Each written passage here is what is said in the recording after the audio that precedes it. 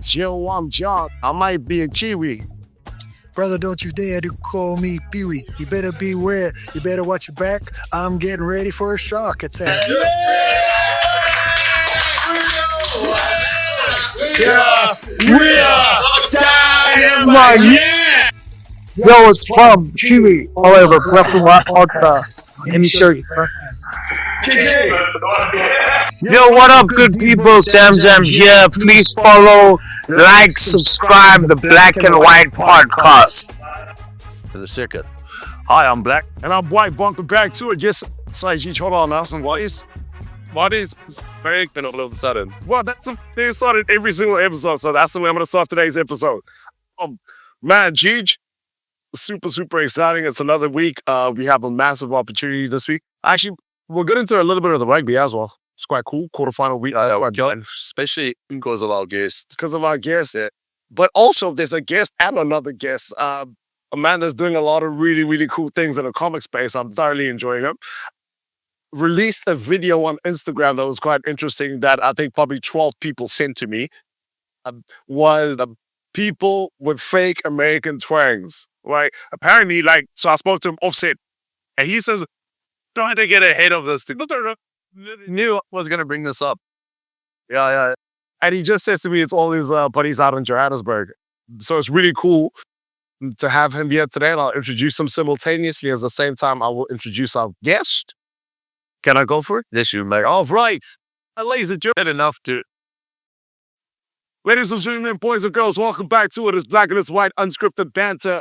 Today, we are sitting in the presence of Sharks rugby royalty, a man that not only donned the Sharks jumper, but came back in 2006 to coach the Sharks rugby side, had a lot of success in his tenure at the Sharks, won us the Currie Cup, got us to Super Rugby finals, disappeared for a little bit, went back home, because he's not from South Africa, actually.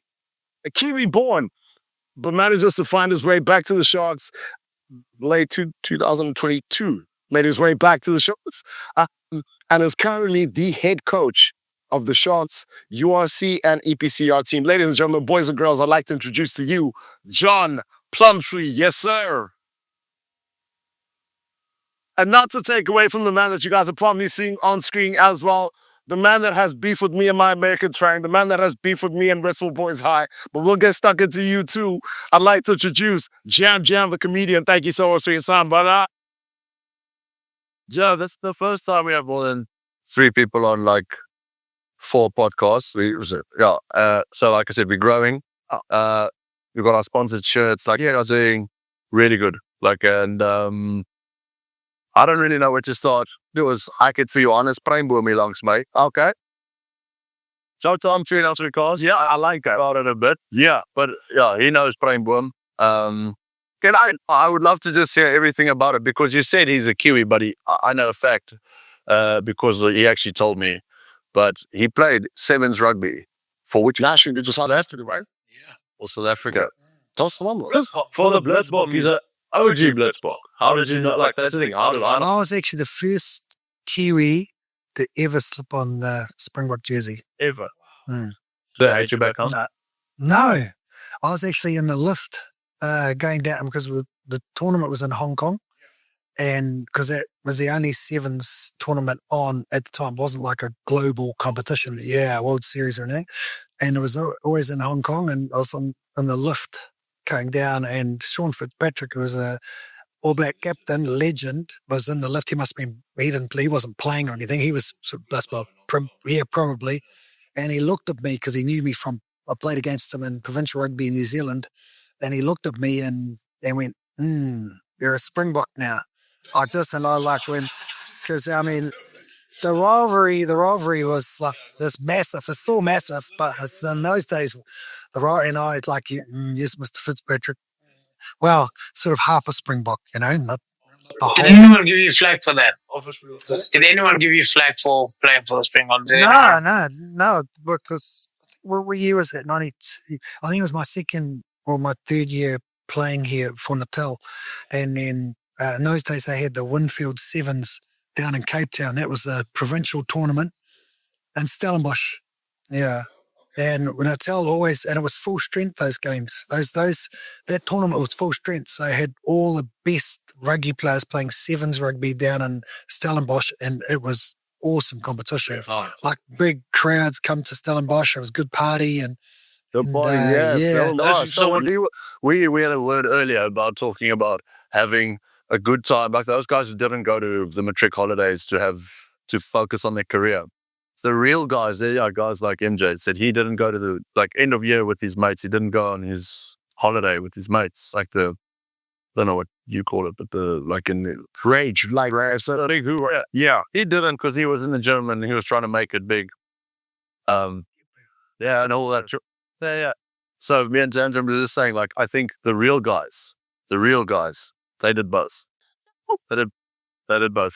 He worked hard and he had a good time in Stellenbosch too. Like a good time. I'm sure in your 20s was really good. No, but also, fair play. But I'll say this to you: rugby was now in your time, and I'm not to say that you're ancient, but 1988, you played for the Sharks, right?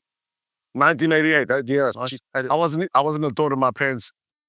No. I think my parents got married in 1988. So rugby then versus what rugby is now, two completely different things. So you can afford to, it was still, correct me if I'm wrong, before it became fully professional, right? So yeah, that's pre-professional. So you still had your, I don't know, 9 to 4, 9 to 5, whatever. Then you come together, then you train, and then so you can still, I feel like it is also like rugby wasn't as like. No. Not stressful, nah. No. Well, I mean, it's still been a lot to win here. I mean, we had big crowds. Like, I played here before that stand on that eastern side was built. So it used just to be sort of like the stadium had changed since. But, we were Banana Boys in those days and not the Sharks. And they were pretty much trapped in the B section before I came, but Ian McIntosh, who was a legendary coach here, other sort of Vince Lombardi, the Green Bay Packers, if you like. He assembled a team, got, boys like James Small and Henry Archibald and, Cabos and Vestes and, why am I talking about the backs? Andre Jabir. But yeah, there was, he brought in a Val Bartman, and he brought in a lot of really big players from around the country. And there's, obviously still quite a few boys born and bred here, but he formed a team that was pretty formidable and through the 90s, probably dominated Currie Cup rugby. Question on that. When you say he brought them, like those guys, because it wasn't professional or semi-professional, they were good rugby players and stuff, they all had jobs, right, or not? Yeah, so they were Springboks. So there was a little bit of money still floating around in the early days. There was, and players got hooked up and working for nice companies with good little perks, and there's a free car and what brought you over here, if you don't mind me asking? Yeah, I was always fascinated as a teenager growing up in New Zealand with South Africa and South African rugby. I can remember, way back in the day when waking up 3 or 4 in the morning and watching test matches over here and all the hard grounds, and almost felt like South Africa was a different part of the world. The world wasn't as small those days, And when I went and told my parents that I was keen to go to South Africa when I was just turned 20, they were like, "What?" It's like, and I want to go there. I want to have a look. I want to see what it's like. And in those days, no one really would travel to the UK. Players would go to the UK and play and experience the UK, but no one really came to South Africa.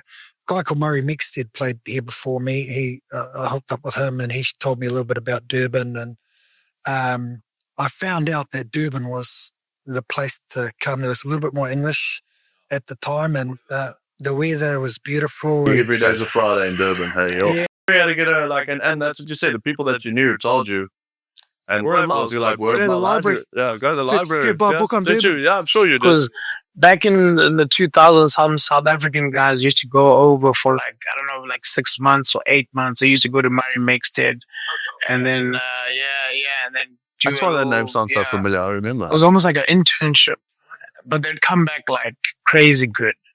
Yeah, when guys went to Murray Mexted, they'd come back they'd come back top shelf. Like he was proper, very proper. What's he up to now? He's happily retired. Actually, Yeah, he's got a beach. He lives on the beach in a place called Mount Maunganui in Tauranga, which is on the east coast of the North Island. Yeah, I've got a house just down the road from him, so my plan is to go and have a few coffees with him when I get a bit older. But yeah, no. So I mean, coming over here was wow, was just such an eye opener. You know, like for me, I got picked up at the airport by a president of a DHS rugby club, and not by the president, by a club rugby club. Okay. And it's No wonder he likes Pepsi so much. oh, So good. oh yeah, Pepsi, my baby. Only reason I know this is because I went from son to stepson like that. What? But it's okay. Injuries happen and stuff. No, we so yeah, and we had we got this flat. So the club found this flat for there's two other boys from New Zealand. Yeah. That we hooked up over here. So there were three of us here, and we got in this club. In this flat, and we had no furniture. We had to find mattresses, and we had to, and then we had no car, so we had to run. The stadium there, the flat was just up there in Berea, and we had to run out to Durban North to go to training. So we just set off about 5 o'clock and jog out. By the time we got there, we were like, "You've definitely warmed." Fitness starts. Oh, wow. And then train and bum a lift back to the flat with one of the boys. And that's how we got by to start with. The first month was a real struggle, and then we managed to get a car, and then we slowly got into I'd love to imagine that documentary. You guys are so pampered, you guys. Hey, but like if you think about it, when you start off, like it's also tough because you have to make ends meet, like with everything you're there, and that's it. It's like, and the thing about it being a rugby player is it's not like it's an office job. You can afford to you have to feed your body. You know, you have to eat. Yep. Eat a lot. Half of your pay goes to food. No, absolutely. No. Well, no load management there. Cheapest. They would have had to count the 5Ks or 6 odd Ks. I was lucky because after about 4 weeks, I started playing for the club, and Ian McIntosh came out, heard about me playing for DHS, and came out to watch me. And after the game, came wandering over and said, "Hey, listen, I'm Ian McIntosh." And I said, "Yeah, I've heard about you." And he goes, "How would you like to come to training and Monday night?" And I said, "Where?" And he said, "At Kings Park." I said, "Okay, cool." So I wandered down. I walked down a bit closer. It was one bonus already. And then I spent the whole night lifting this giant Rudy Fasaki at line-out time, and I wasn't very big. And I was like, went home afterwards. I was absolutely exhausted from because the first couple of line-outs he jumped, and he did. Yeah, but he didn't. I didn't lift him because we didn't used to lift in those days. Bad in New Zealand, and he turned around and said, "Hey, where are you from?" And I said, "I'm from New Zealand." And he said, "Well, over here you support." I said, "What's that mean?" He said, "Now you lift me." Because that was pretty cool. Because I'm quite into lineouts, if you ever noticed, Plum, sometimes, and like lineouts. No, I'm serious. I'm curious about because you had to learn from contesting. Like obviously, it was just a lineout where people contest. You either throw 1, 2, 3, 4, whatever. Who could just throw it down the middle? And you from that to lifting. I mean, that's like a big thing. How was that transition to learning a lift and more setups completely different? That was quite something. Yeah. I mean, rugby has just changed so much, like there's you know what it's like, Gigi, every element of the game has got a specific detail to it. In those days, there wasn't so much detail. There wasn't the detail put in. But I can remember going home pretty exhausted from lifting. So at the end of that Curry Cup season, I decided I met my wife, my current wife. I've only had one. That's her. Now, how many are we counting here? So you made it here into it. Yeah, I was only here for 6 months, and we met, and then that gave me. I was pretty keen to stay on. Yeah, and so I spent that whole summer in the gym. There's a school, George Campbell over there. It's all I could afford. They had a gym there, and they let me in there, and I just smashed the weights and put on about 6-7 kgs. And then that that was the 1990 season where we won the We Curry. saw that photo when we walked in. Yes, the difference between that 1990 photo and the 1995 photo is big. Like, I can definitely see you put on that weight, and you definitely enjoyed the food here. No, it's true. Like, yeah, no, it's Who's true. your favorite Curry Cup team? The ones that 1990 was always, but it's the first one in 100 years of this was a centenary year. The Natal team had never won it, and we played the Bulls at Loftus and we weren't expected to win it, and we were massive underdogs, and we went up there and won. And there was a party here. There was a Tiki-Toe parade down West Street, and there was a party here for 3 or 4 days. It was next level. That's unreal. Oh, bring that back. Cheapers, that's phenomenal. And every time we win a trophy, it's So your wife, just because we were training the other day and I saw the other John here, who's also your brother-in-law, is it? John Mitchell. John Mitchell, the coach. So it's his brother. It's his brother-in-law. Oh, wow. So both Johns are married to the sisters. That's phenomenal. Yeah. do you have a coach under John Mitchell? No, we've only coached against each other. Like I'm trying to say, they go on family holidays together, brother. They don't like they both from Durban. The girls are from Durban. Yeah, so Mitch. But I met Lara when she was 19, and I was 25 or 24 or something like that. But they, John and Julie, they only met sort of later in life. But yeah, no, Lara and I've been together for like, I don't know, 30 years. I mean, that's a long time. Oh, jeez, that's it. It really is. That is a lot of time. No, it is. I want to ask this now, because we're tapping it obviously to your playing career, your time here at the Sharks and the Curry Cup wins. Just for the room, Gigi would have seen this on our group as well. So there's this phenomenal thing, and I think when we won the 2018 Curry Cup, it was our theme song, obviously, during the fans meeting and all that. We are black, we are white, there are. So I wanted to cut a little cameo in on me. And that's I want to know firstly if you still remember the lyrics. But how did you back? How about talk? Because I know, because I asked you this, because we've obviously in the past 2 seasons it's been come up or whatever. But how did that happen? Like, did you guys decide this is the time to make the song? Because I mean, that song's out there. You check it out. It's there. And how did you come up with the lyrics, or was it given to you guys, or did you guys just sit in the change room and say, we got this? Like, No, the proper company that organised it. Yeah, I can't remember what year that was. I think it might have been from 93, 94 or something like that. Yeah. So we- Something like Roadhouse make a jingle almost. Yeah. Yo, I'm John. I might be a Kiwi. Brother, don't you dare to call me Pee-wee. You better beware. You better watch your back. I'm getting ready for a shark attack.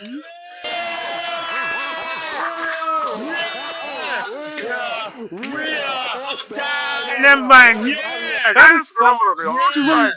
That should be said before the game. You can rest before a game. You should just rap that to the. Man, I promise you, the boys will be so psyched before game. I absolutely loved it. And my thought process is, how the hell did they convince you guys to get in the studio? And mind you, that time it was so lacquered. nope, sure, like it wasn't. You listen to We got invited. That was all obviously new to us, getting invited to the studio. But it was funny, like if you see some of the Afrikaans boys. Andrew's one is like, what do you say? Yo, I'm Mark. Something about he'd rather be jumping in a lineup than actually doing this. So I was like, hey, credit to you guys. So that was, thoroughly enjoying that. But sorry, I just had to ask you a little bit about that. So obviously you have a really good career here. So as a player, the Sharks is obviously a really special place. You've come to Durban. The rugby's gone well. You've met your wife. Okay. Then I fast track to 1988 to 1997. You were here in 1997. Back as a coach. You go to Swansea. Oh, yes. So Yeah, I was getting a lot of injuries, and Absolute legend there. He took us on we played. He took us there. We played his son there. Scarlet. When we were there, and he took us for like a meal. Oh, unreal. And he's there. Like, he's in these photos here. He's there too. at Swansea, and like that looked like a different time. Like, yo, so tell us about that if you want. I think because I enjoyed that story. Yeah, please. About I was, I was 32 when I first started coaching, and my first gig was Swansea in Wales, and I was really lucky to get that job. I had to really bullshit my CV, tell them I've done this and done that, done this, but really I mean like, yeah, That's the South African way. Is all of us. You love this country. Yeah, I say I speak Afrikaans on my CV and I don't speak it. So yeah, sometimes the CV you gotta spice it up a little bit, just to get the gig. That's how I got the job. Yeah, been here 4 years, baby.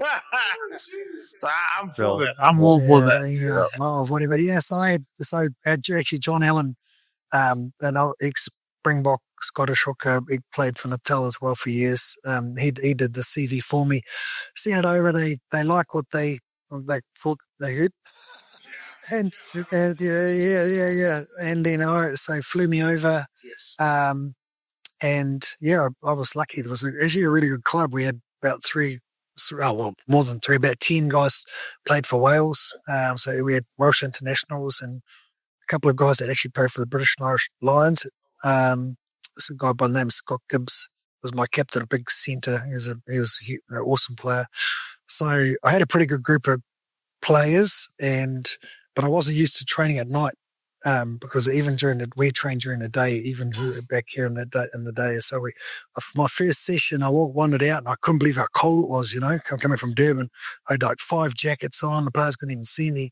I brought them in and I said to them, hey, is there any reason why we can't train during the day? Because most of them had little contracts and stuff like that. Only 2 guys said, no, we work full-time, the rest. And I said, okay, well, can you 2 come see me in my office? The rest of you I'll see you tomorrow morning at 10 o'clock. And we'll start training in the mornings. That was the first thing I did. So see you, enjoy your night. I walked off. Yeah, and 2 players. And that big change had a big difference. You guys are quite successful. Well, we were. And the other part of it was they trained on this real crappy field. So it was like this, always training in mud. And of course, when you train in mud, you run slow and everything was slow. So I said, okay, when it rains, we're going to train indoors. So I found this little stadium that we could run and do skills with when it was raining and stuff. On the nice evenings, we trained outside, which was fine. But I just changed everything, but I had to learn how to coach because I didn't know anything about coaching. And then I brought in this assistant coach that helped me a lot. And that's what I wanted to ask you now selfishly. Like I look at myself now and obviously had to retire because of my neck. Then I get the fortunate opportunity to come into this space, obviously with the junior scrum portfolio. For you, you said you were getting quite a few injuries or whatever like that. And what was that transition like for you from player to coach? Because it's far from easy. And it takes a lot for you to sit there and admit the fact that you didn't know what you were actually doing. You cooked it, you kind of just ran with it, right? So what was that like? I think I was luckily. I worked really hard to try and upskill myself, but also I was open enough to have a couple of assistant coaches in Wales that had a lot more knowledge and but didn't want a head coach. So I brought them in and they showed me a lot. And then again using experienced players, so it taught me how to be collaborative and make sure that they have the mindset that you know it all and rely on. But you still are. Like, I mean, it's from like seeing it now, it's still like your assistants. Yes. They're all on top of like, and it's not just about them being on top of it, it's about you expecting a standard from them. Like, I mean, I remember speaking to Warren Whiteley about lineouts and he's like, well, Plum is expecting this. Like, and it's like, that's the hours and that's the well drilled, like, so learnings from that, you in Swansea, Wellington. Yeah, that's right. And so Wellington was, we had a great side in Wellington, but we had lots of youngsters. Like when I first arrived in Wellington, guys like Piri Wipu, Conrad Smith came out of the academy, and a guy with prop called Namir Tialata. Who else? Chris and Cullen was just finishing up his career. Jerry Collins and Rodney Soyalo. So that the team was, some really, really good players, Peter Latini. And I was lucky there. We made, over my 4 years with Wellington, we made 3 NPC finals and we lost every one of them. Yeah. And we, then after 4 years of Wellington, I wasn't going to get the Hurricanes because Colin Cooper was coaching the Hurricanes and he was going good. And that's when Dickie Muir phoned me up and said, come back to Durban. I was actually wondering about that. You do so well in Wellington, but then you doesn't translate into a Super Rugby contract. Was that a bit frustrating for you?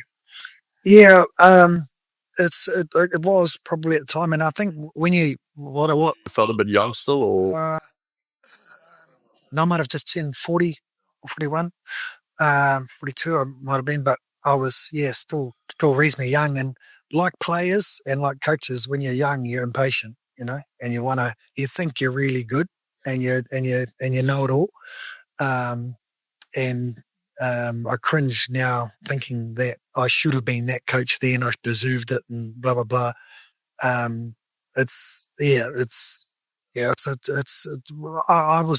was happy to leave and come back to Durban because I've had a lot of friends here. Obviously, my wife being from here, the kids. I had 2 boys born. Now they were born in Swansea. And then I brought them up in New Zealand for a little bit, but I was happy to bring them back to experience life in South Africa as well. And my how old were the boys when they come over the first time? They were about 9 and 7, something like that. My wife was pregnant with Troy, the baby. Pregnant, well, not quite a baby, but yeah, was born. She was 6-7 months pregnant, and Troy was born in Durban. So I was happy to bring my boys up here for a period.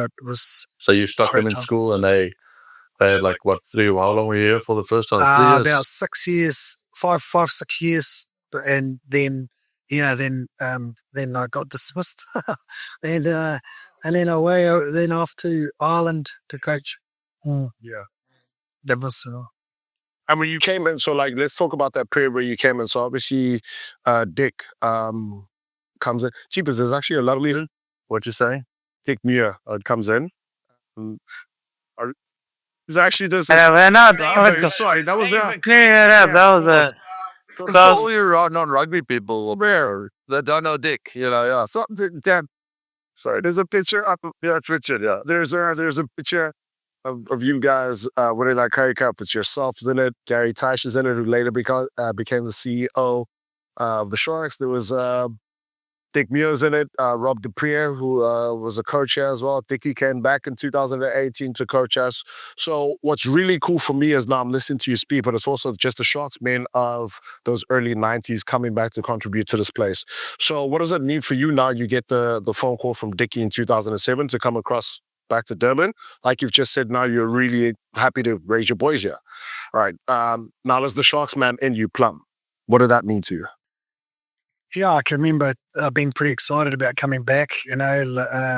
Obviously different sort of stage. And left here as a player, come back as a coach, and I never forget walking into the gym and seeing the talent that the Sharks had. There was Percy Montgomery, John Smith, Bobby Skinstead, AJ Fenter, Frans Steyn, Pierre, Ron Pena, Adi Jacobs. There was.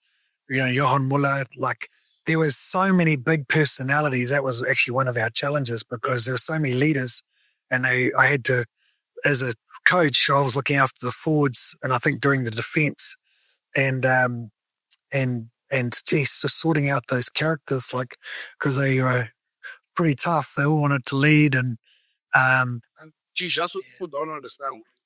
Like half your job, outside of the technical information and all that sounds. That's why soccer or football is better. They call it a manager sometimes. Outside of it, you have managed. I don't think coaching, if you had to ask a professional rugby player, how well do you know rugby? He will tell you 9 out of 10, 10 out of 10. It's about you telling him how to apply himself and how to actually manage.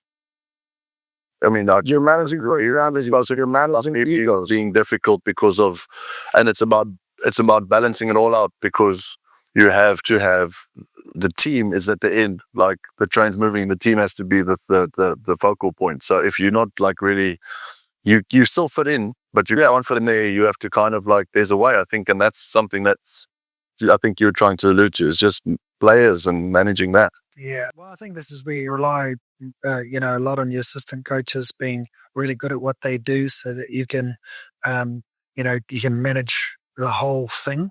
Because, let's face it, there's a lots of different components to running a professional rugby team. And I would say majority of the players wouldn't have any clue what that is, and you guys you're moving into coaching now, and you might as well. You're gonna find it out. Yeah, just to add onto what you're saying is it's just managing those personalities within it, because Gigi, 100% right. Team first, huh? Yeah. But within that, and with a group that's so strong in terms of leadership, it's it's knowing which ego to stroke how, knowing which person to free up in which space. That's a skill in itself, because you're reliant on your assistant coaches, like you're saying, but if anything, your head coach is more man manager. Yeah, lots of man management. And what's extremely difficult is, so now the names that you just dropped in that 2007, 2008 squad board even was, it's huge, right? Like from a talent perspective. Yeah, exactly. Well, 15 take the field, and it was still squads of 22. So having having difficult conversations with a talent pool that's so much, because at any given point in time, anyone could play. How do you navigate through that? We can even take it from, if you want, like from the Sharks, then going to like All Blacks and back to the Sharks. Like, how do you tell players and like that disappointment? Like, I mean, and how do you manage that? I mean, because that is something, because you've got a big squad. Or do you think that professionals these days have it in them to just move on? Yeah, well, I think most players appreciate honesty, and certainly when I was playing and didn't feel like I got an honest opinion, then that was probably hardest for me to take. And sometimes it's like I've always found, like if if the player thought that I was genuinely honest, as tough as the conversation is, I think they appreciate that, and but putting a plan together, helping the coaches put a plan together, planning coaching sessions, is a fun part, and the part that we really enjoy. Me talking to players around, because they all got different aspirations of what they want to achieve in their careers, and and they all want to play on Saturday, and then they all want to play big games like finals and all of that. And the conversations that I have to have with players around selection and their futures and all of that is the hardest part. Like, and that's the part that keeps me awake at night. It's the part that I don't enjoy. I get home, and if Laura says to me, "How was your day?" I'll go, "Yeah, it was good, but I had to," and how are you team for a final? What's your process? I think it's done around probably continuity and selection, and obviously got to think about having the best players out, the best players out on the field for those big games. But at times, if you look at there's a couple of changes for this weekend, and it might be just because of what type of contest I think it might be. But it's hard to sort of tell you exactly how I do it. Here's my thing. So with that now, okay, it's playoff time. I've always wondered, how do you make this decision? I want to see where your weighting is. So here, player A has had an amazing season. Phenomenal. He's in the form of his life. He's playing some brilliant rugby.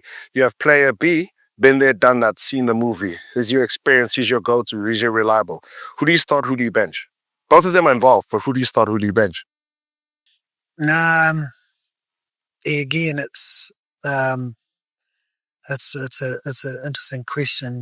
Like I'll go for the player that I think's best for that contest, the player that's probably had some consistent performances, and a player that I know in a big moment, like he might have been injured, but I know he's been there, done that before. He's a class player, and he'll thrive in that occasion. So yeah, it's hard to say. There's a lot around my gut feeling. Yeah, and when you get a bit older and you start coaching, and you learn to trust your gut. And often when I haven't trusted my gut feeling, I've stuffed it up, So yeah, I obviously, we've got processes around, conversations with the coaches, other coaches, obviously Neil Powell as well, and we sit and we talk and stuff like that. But selection, when you've got a squad like this, and is not an easy part there, and there's always going to be disappointment, and we're in a situation where, and I use this analogy with the players if they come see me and say, look, I'm really disappointed I haven't been selected. Why haven't I been selected? And I said, well, put it this way, if it was a loose forward that's not being selected for the week, if I've only got 4 loose, I've picked the 3 starting, 1 on the bench, and the 5th one's out, I would say to them, if I got a phone call Friday night to say one of the loosies is sick, and now I've got to put you in, do you think I'd lose a night's sleep? And he'd say, probably not. And I'd say, you're right. So that's how close you are. And that's what it means. So it's hard to make people feel really good about their situation, and you try and find a loop to say, okay, well, how's this conversation going to go? How am I going to make you feel better? I can't tell you what you really want to hear. You also in a week, like let's say in the like this, you still have to see players that aren't selected, and you got to tell them that they're not playing, but you also got to get them in the week. You need numbers to train against us, and guys that are in good spaces who actually do the prep work. Like that team that's not playing is so important, but it's so hard too as a player sometimes when your mind's not there. Yeah. But that's where I think when you get older a bit, or there's guys in the team that there's other locks or other they're like, I'm not playing. I'm really, and it upsets them, and that doesn't really help you, actually. No, because it doesn't help the team. It doesn't help because I was like that. Show a disappointment, and coaches see that. They're like, well, this guy's not. That's kind of also something that... What my whole thing is around that, or when I was playing, what my whole thing was around that is 2 things. Even if you're lying to yourself, but still, they speak about it being a team and it's a team sport and stuff like that. That's where my mindset was. But I had every right. So the team sheet comes up on Tuesday, boom, you put it up there. I'm not on it. I'm not playing. I get 5 minutes. I should give myself 5 minutes to be angry, go cuss, swear, whatever, go to the gas station, go get a play, whatever it was. But then I must come back, right? And then I'm with the team, right? Whether I'm lying to myself, fake it till you make it, whether I don't, but it's team first. I made that commitment at the beginning, all right? That was always my thought process. Then lastly, I got to be selfish because it's my time at the end of the day. I don't get it back, No. right? So I've got to leave the training session with something. Yeah. Right? I'll give you a silly example. Whether it was, I was awful. I used to pass like I was tossing water out of a bucket, right? So my bum pass was awful. I didn't have the ability to catch, right? So I'm like, okay, cool. Now I go and the PSS block and stuff. So because something where you can work on. No, 100%. Whether it happens here, whether it happens somewhere else, at least now I know that time, those 6 weeks that I didn't play. Yeah. And okay, cool, my time at the Sharks may be done or whatever, and I move on to America. I know how to bump pass now. I just business has to be Come back with an American accent. Sure. Less with it. But it's good. Yeah, when you came out, was that? It was pre-programmed. No, but only you can laugh. The funniest thing is I get landed in Seattle, and there was this one of my boys right now, his name is Alex, and I meet the team in the morning. I'm playing. I landed the night before. I was like, hey, everybody, what's going on? My name's MJ. Exactly like this. Yo, the whole team went, You from Africa? literally. I swear, that's, and Alex is like, think of your most typical, what you see in the movies, New York, yo. Bye. Yo, what's up? I was like, hey, what's going on, brother? And I was like, where you from? I was like, South Africa. He's like, you from Africa?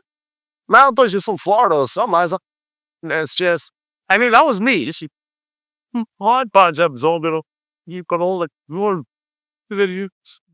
I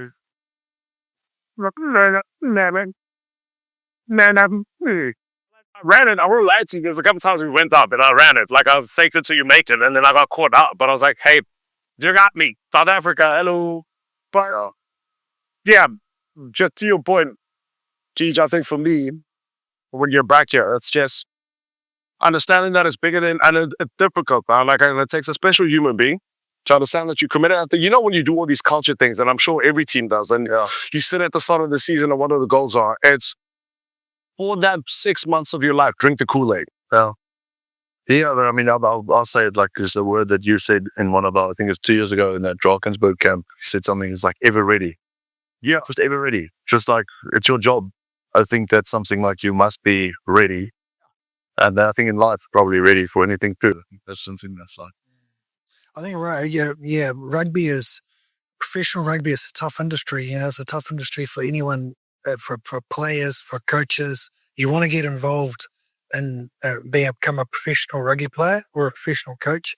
There's a lot of different challenges that you're going to meet. But ultimately, at the end of the day, when you finish whatever you do as a player, when you're winding your career up, there's so many skills that you've learned around what's life is going to face. And you'll also remember the days when you were disappointed with selection, and we put that in context where with it's nothing, you know, and losing a job, you know, a death in the family, those types of challenges that are all in front of you, are honestly not missing out on selection on Saturday is nothing compared to that. You know, it's just at the time, you know, and I just love the fact that you know, the person that you were 10 years ago is way different model to the person he is now, and professional rugby and what you've been through, where you've travelled, all the things that you've had to endure, that's going to set you up for later on, and it hardens you.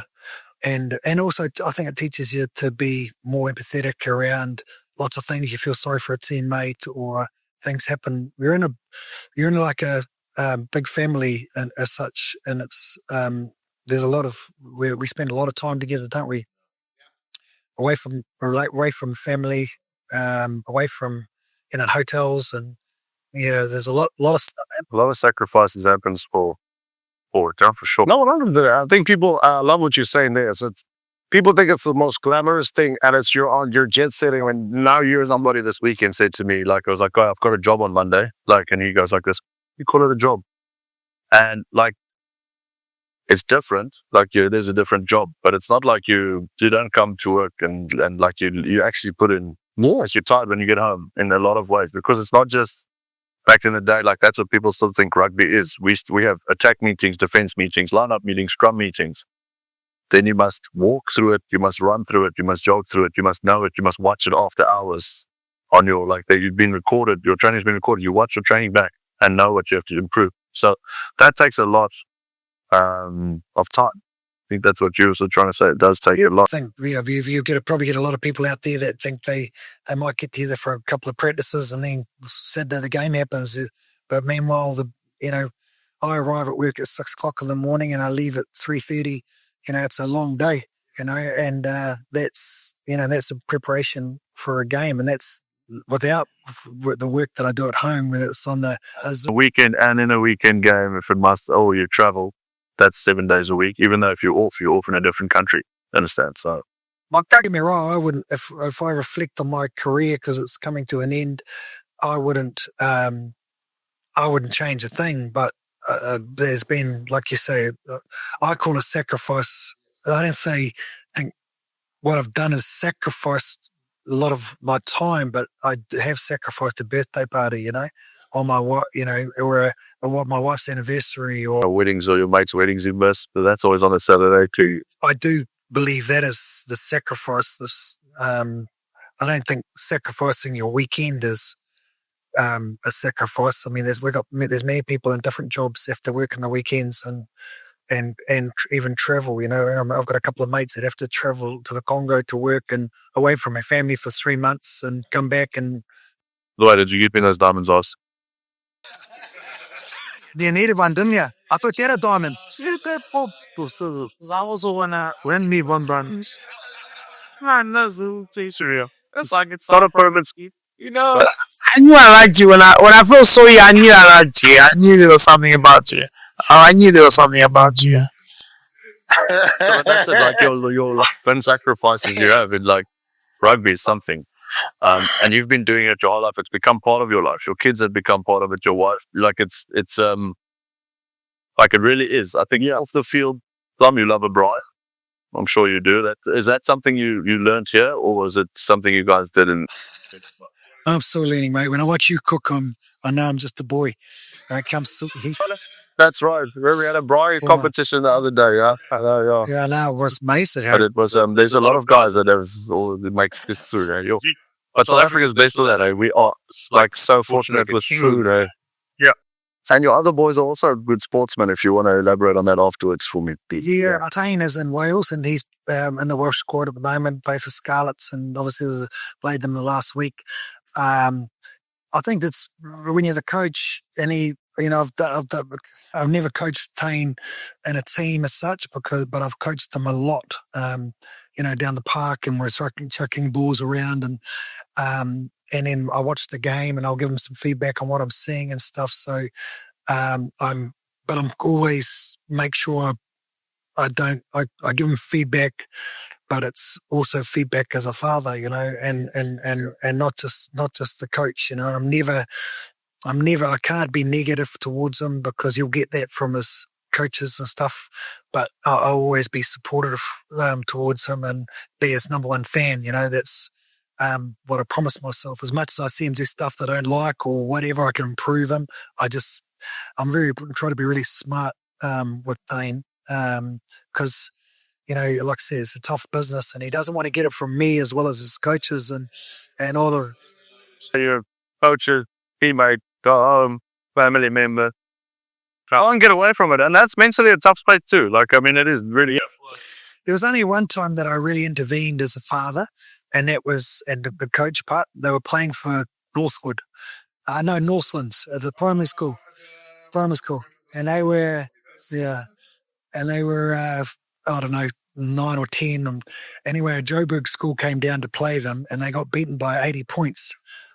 Anyway, we had to take 2 of the Joburg boys to billet. They stayed with us. So that when you come down, you stay with us, family. Yeah. So they're all sitting in the car, and we're all driving off. And I said to my 2 boys, "How did you think the game went?" And they both said to me, "Yeah, I think we played pretty well." And I said, I said, "You got 80." I said, "You played well. You got 80 points." And he goes, "Yeah, no, I think we played pretty well. What do you think?" I said, "Mm." Then I thought, your standards are not high enough. So before we went for it, I said, you know what? I'm going to take you boys for takeaways. Who wants takeaways? And all the hands go up. I said, but before we're going down the beach and we're going to do some work. So I took them down the beach and I put this grid, put my 2, they're the tacklers, and I got the Joburg boys to run at them. And they had to make about 20 tackles on each shoulder. And one was bleeding and they were crying. And anyway, then I said, okay, go have a swim, jump in the car, and I took them for a big feed. But they learned a lesson that day. Yeah. And it was just, I mean, they still laugh about that day. But anyway, their mum wasn't too impressed. Yeah. Those German kids, those German kids must have been like, what do we have to do with this? Why are we involved? I said, you run over my boys. Run over is he? You better eat. I'm not taking you to the airport unless you run over these boys. So, so now they brought my oldest boys, they still laugh about that day. But I probably taught them a little lesson. Don't say you're happy with your game if you get 80 points. That is very true. I forgot the names, but the other one's playing college ball. Yeah, in the US, he's got a scholarship, right? Yeah, Troy here. So he's just turned 18. He's about 6'7". He's 100 and something kgs. He's about 12% body fat. He's a bit of a machine, old Troy. Yeah. No, he's in a university called Cal Poly. That's in between San Diego and Los Angeles. right on the coast. So he's in his first year of a scholarship. So he's He went into basketball. he's a basketball. Yeah. Oh wow. That's So he's the. But the plan is for him is that Make enough money for the plum trees to step down. I mean, you're done. That's what you need. Oh man. there's a lot of pressure Remember, on him. I'm a stepson still. to I take his succeed. touch. No. Yeah. He came home from school one day because playing rugby. He said, "Dad, I don't like rugby." I said, "What? What do you mean don't like rugby?" And I just don't like it. I said, "Oh, well, maybe it's just a coach or whatever." "Oh, Dad, I just don't like rugby." And I said, "Well, what do you like?" He said, "Basketball." So I said, "Well, why don't you play basketball?" Well, that's the best thing that we could have decided. He's one of the top 5 basketballs in New Zealand, his age group. And he's going to be good. Yeah. right. I'd like to say well done as a dad for actually encouraging him and say, well, son does it and be like, you don't like what? You don't want to, you don't like rugby? Oh, No, right. now I'm going to run it. Now you're gonna know. Now you're gonna enjoy. No, that's good. I think that no food, no rugby, no food.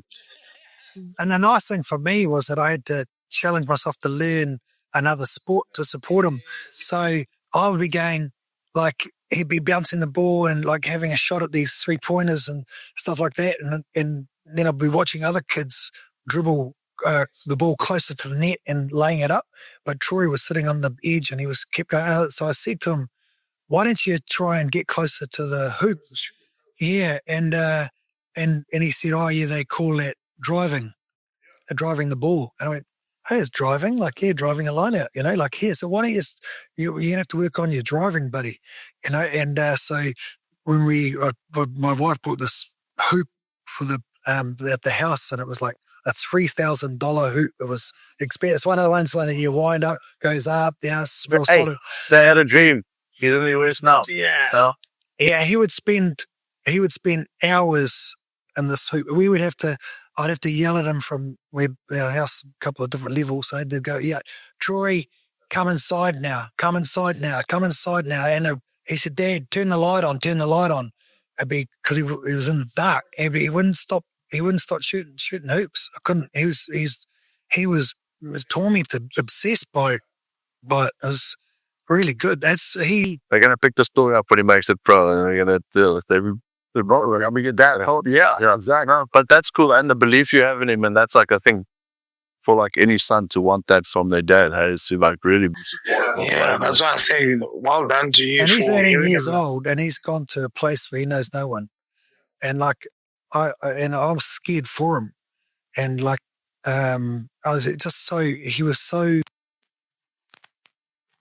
His dream was to go to America to play basketball. That's all he said. It's all he would. And then when he got the opportunity, I was like, "How are you feeling about going to America, leaving your family and all of that?" And he goes, "No, I'm good. I'm good. I'm good with it." Because his single mindset around was to do it. But when Mum took him over there and then left, oh man, there was some tears. There was the tears. Reality stepped in. What's up? Nah, Dude, it's not the people, not the humor. Nah, so he's still adjusting. I don't have a nice accent like yours. Like him. What do you know for the Highland Grill? Through the whole season, we've already got about 15 outtakes of me tuning in. So the more people we can get on board. Well, literally, he's gonna come and, "Hey, Dad, what's going on?" Hey, man. No, Dad. Good job, Dad. Good job. Got to win a quarterfinal. Yeah, y'all playing Curry Cup? Y'all playing Curry Cup?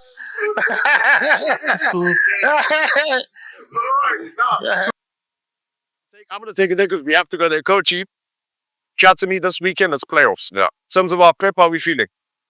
Yeah, no, I think we're in a good spot. The boys, I think we've won 4 games in a row, and a lot of tight, close encounters. Just potentially what the quarterfinal is going to be against Munster. I think it'll be another tough encounter against the physical side. The boys have prepped well this week. A lot of the team, and there's a lot of players that love this time of the year. It gets exciting, isn't it? It's knockout rugby, and it's like from the knockout rugby into, for other guys, Springbok tests, stuff like that. So it is like a really nice run up into, and that's where your players the guys we're talking about, we don't have to drop names, but they definitely want to prove. Like, whereas I'm not saying in the beginning of a season, sometimes like, like games, this is the part where they should and want to come alive. Neil, you were part of the Challenge Cup last year when we did so well and against Claremont and obviously the final. So you know what that feels like. But it's an easy week for a coach because he just has to do his bit around strategy and setting the scene and the rest is up to the boys. Yeah, absolutely. But I mean, it's going to be exciting. It's going to be really exciting. I think it's 80 or 85% sold out, which is like, for me, how special is it when Hollywood Best Kings Park is stacked up? That's cool. That's an experience, right? So even Jay, I think that was one of the big things for me coming back here. Like, I just wanted to see the stadium occupied. You said it's like the only way you're going to get, I still wrote it down in one of those, but you said the only way you're going to get people in here is by winning things and by actually making people want to watch the brand over here. Yeah, and everyone's, the marketing team's done a lot of great work around creating a vibe, and Marco Massotti's ensured that that he wants the stadium to be a place where you can go and watch a concert and go and do it's been quite cool. It's a great place for kids to come and young teenagers. In that phase here, it says I've never seen like that small zone. They were have to do the slip and slide, and like that's what you want. Like that's what you want, I think, and everybody, and that's the experience to come out, have a bar early. Do all those things like that you don't have at a lot of places. Yeah, not because some places aren't safe, some places don't accommodate it. This place is geared towards it, and the weather too. So I think Saturday is going to be it. Sharks have a bit of family vibe about them as well. So like there's entertainment and whatnot for like everyone in the family, which I like. You picking up a mic or you just doing your crowd meeting Saturday? I don't know what my role is in this victory on Saturday, but yeah, I'm part of the team for this Saturday. I'm gonna get us over the I'm gonna get us over the hill, and that's what I'm here for. That's what I'll do for you. So again, just to add on to what both of you guys are saying, the Durban kid in me growing up here, coming to spend, it was a full day event. And I think it's slowly but surely, now what's really, really tough is in the world that we live in, and with the amount of access, we spoke about the internet earlier as a joke, haha, but the amount of access that we have and what the cost of living actually is, in essence, right? It's extremely difficult to market coming out to a stadium, whether it's the Sharks, whether it's Province, across the board. So easy to watch it on a TV and the comfortability of that, the distraction of going through a box. This is one of the best places in the world to watch rugby. You can sit up there with a t-shirt and a beer and a Boerewors roll and watch live rugby. I mean, it's how bad is that? No, it's not like you've got to put 4 layers on and freeze your bum off. It's like, I just want to add on to what you were saying, as the credit to the marketing team for making it a full day experience. You want to come out here and there's something for everybody. There's the kids play zone. There's Kingston Beach Club if you're somebody you're like, or still lives. Yeah. It's peaceful there. Gets 10% off a site. Peaceful. It's a little bit more than peaceful. It's a little bit more than peaceful inside there, but some man, I sit right on the benches, like right there in front, and I want to catch the 3.3. Done. He's in and I kick. Jordan kicks post. I've stepped there on it, and then he catches it for as a tree when he catches it. And I'll be 100% honest to say, selfishly for me, it's probably some of the best rugby that I watch because I switch this off and I'm not watching it. I mean, the film will come out on Sunday, but I'm watching it with the spectators, and it's the most beautiful thing to hear the conversations. And offside ref, and I also have a gun at the ref now. When I was at Gloucester, they had the one stadium, so one side called the Shed. You don't play in front of the Shed, you don't do any, like guys that show a sign, and the Shed will come through, they sing, they shout, whatever. One game I'm not playing, I actually went into the Shed, poured myself 6 beers. Yeah. Sat with the Shed guy, like literally shouting abuse at players, refs, like just as a full experience. The guy in me here, like after, like, you've had a couple and you're warm, and then you hear someone talk smack about someone you care about. Yeah. Then it's to catch yourself, we don't know all that is what, boy. To pat yourself on that, just to kind of be like, why do you still pick so and so? Yeah. You're like, that's actually your boy, that's your bro. This is actually your bro. I'm like, You know, when you become the head coach, like you want to be one day, you can't watch from over there. You'll have to go. You have to go to the coach's box. One of the misses, and it's a You'll have to relinquish your season pass over there. Speaking of relinquishing, we have to cut it because we haven't figured out how to make our battery life, and people watch us for longer than this.